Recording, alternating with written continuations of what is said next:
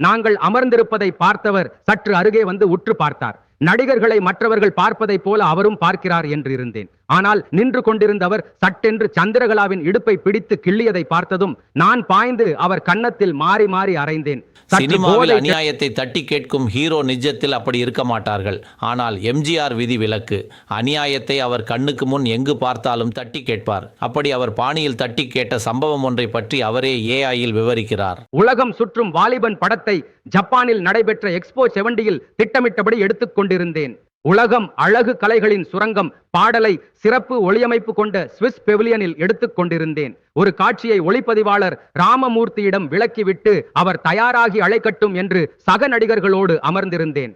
நான், நாகேஷ், சந்திரகலா ஆகியோர் அருகருகே அமர்ந்திருந்தோம். அப்போது ஒரு ஜப்பானியர் தள்ளாடி நடந்து வந்தார். நாங்கள் அமர்ந்திருப்பதை பார்த்தவர் சற்று அருகே வந்து உற்று பார்த்தார். நடிகர்களை மற்றவர்கள் பார்ப்பதைப் போல அவரும் பார்க்கிறார் என்று இருந்தேன். ஆனால் நின்று கொண்டிருந்தவர் சட்டென்று சந்திரகலாவின் இடுப்பை பிடித்து கிள்ளியதை பார்த்ததும் நான் பாய்ந்து அவர் கன்னத்தில் மாறி மாறி அறைந்தேன். சற்று போதை தெளிந்த மாதிரி நிலையில் என்னை பார்த்தார்.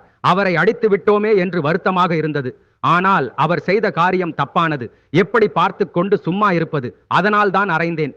உங்கள் நாட்டுக்கு வந்தவர்களிடம் குடித்துவிட்டு இப்படித்தான் நடந்து கொள்வதா என்று கேட்க தவறை உணர்ந்தவர் போல் கைகளை கூப்பி உடலை வளைத்து மன்னிப்பு கேட்பது போல் ஏதோ சொல்லிவிட்டு சென்று விட்டார். அவரது குடிப்பழக்கம் அவரை அப்படி நடந்து கொள்ள விவரிக்கிறார். 1000ல் ஒருவன் என்பது எம்ஜிஆர் பட தலைப்பு மட்டுமல்ல, அவரது செயலுக்கும் பொருத்தமான ஒன்று.